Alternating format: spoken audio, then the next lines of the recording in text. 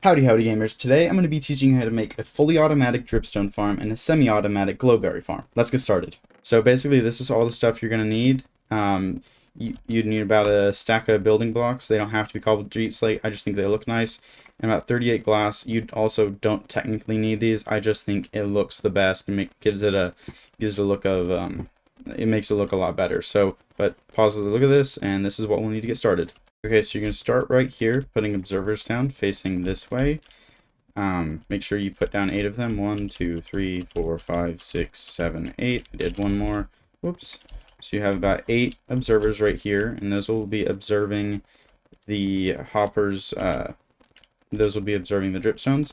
And then we will put our hoppers in place right beneath them very quickly. Put that there. And you need to make sure they're all facing this way, because here's the 9 of them. 1, 2, 3, 4, 5, 6, 7, 8, and 9. So this will be collecting the dripstone as it comes in and putting it into your chest. They'll be right here. This will be collecting everything. And then behind that, you're going to have your pistons. You have these ones right here, all 8 right there. So that's basically getting started. And then from there, you're going to want to take your other 8 repeaters, or observers, I'm sorry, put them there. And then you'll take your 8 repeaters and put those on top of there. And then you'll take some more of your building blocks and put them back here. And then redstone on top of all those blocks. So we've already got a system where once it sends a signal, something updates this block, it'll send a signal to these pistons and do this. The reason why these are repeaters instead of redstone is because if we had redstone, it wouldn't be connected to the pistons. You could alternate redstone repeater, but I think it works better just like this. And then on top of this, we're going to have another set of blocks like that. And then on top of that, we'll do another layer. And then from there, we'll have our dripstone blocks. Now, it needs to be dripstone blocks because the dripstone won't grow if it's on any other blocks. And then from here, we will come out a little bit like this. And we need to make a little canal for our water to sit in because the dripstones also need water to grow in. And that's what the 5 water buckets are used for. 5 water buckets are going to be to power this. Now, I will say this is a very, very slow farm. So you might want to build an AFK area because of how long this farm actually takes to produce a decent amount, because dripstones take a very, very long time to grow. And then from here, we can just kind of make it look a little bit nicer. I like to put some walls in on the corners and like this, like put some glass like that, and do the same thing on the other side. And then we'll put glass all in the front. Now, once again, I say this is optional. You don't have to do this. I just think it makes the farm look a little bit nicer. And because this farm does take a long time, I'm going to kick up the tick speed so we can watch it produce lots of glass. And after just a couple minutes on high tick speed, we have almost 2 stacks of dripstone. This farm would be really useful for just farming dripstone for like farming purposes, or like if you would want to use it in a decoration in a build. But once again, I will say it's just a very, very slow farm, so AFKing will be very useful. And obviously, if you wanted to, you could cover up the back with more blocks and add some more variation to the design. But this is just the basic design. Now let's move on to the second farm. This farm is a little bit more complex. As you can see, it's got 2 chests, but I'll explain that in a minute. But yeah, this is basically all you're going to need. Pause to look at it. As you can see, there's lots of bone meal, and then this full thing is full of bone meal. You don't really need this much bone meal, but for it to work better, bone meal would be useful. So let's get started on that. First, what you're going to want to do is you are going to want to put your dispenser right here and put a water bucket, and then make sure that this area will not have glowberries on it, and your other dispensers won't be like directly in front of it, because these will be filled with bone meal, and when this water comes out, if this block is a source block, this block down here will be turned into a seaweed block, and it will mess up the farm and make it almost unusable. And you'll put your button right here, and then what you'll do is you'll go put your other 7 blocks. So you go 1, 2, 3, 4, 5, 6, 7. And now at this point, you're going to want to dig underground 2 blocks. So you'll go 1, 2, and then you'll basically dig out this entire area under this all the way back down to right here. So I'll do that now.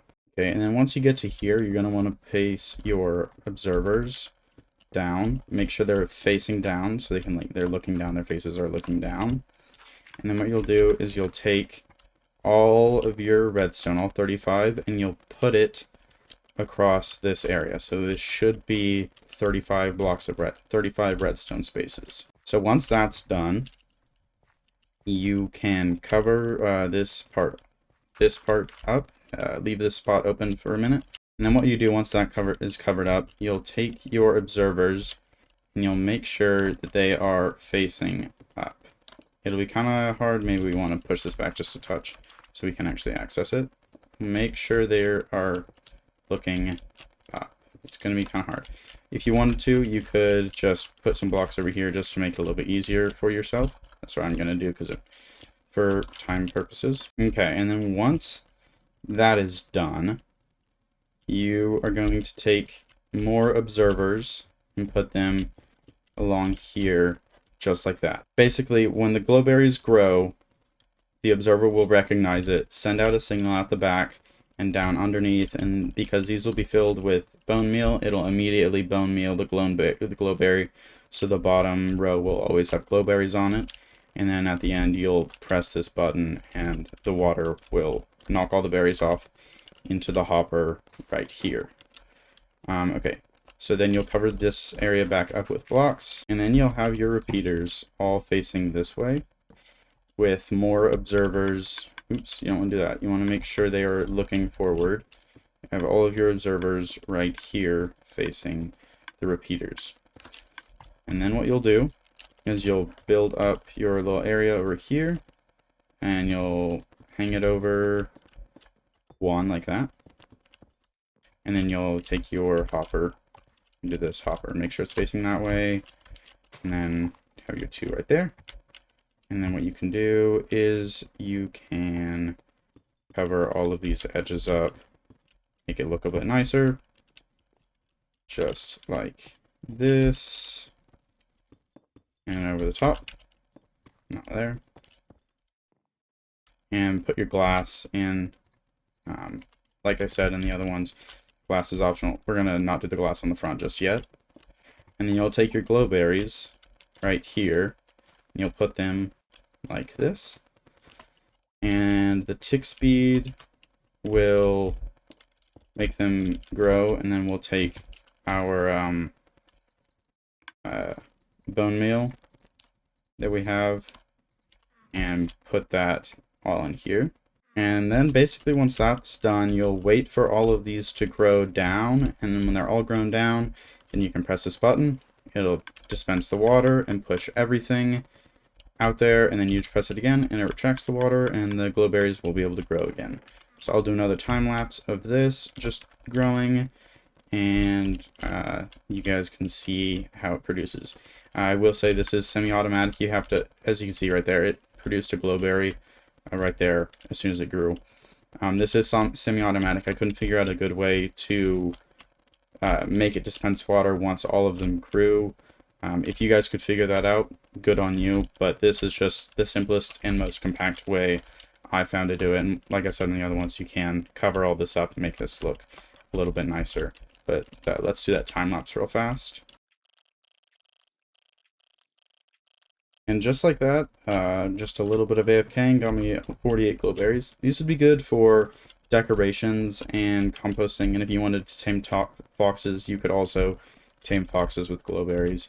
But yes, that concludes my farm tutorials. I hope you enjoyed this video. If you did, please drop a like. I worked really hard on this. I didn't copy anybody. These are all my own ideas because I'm big brain, you know. Got the biggest brain on YouTube, guys.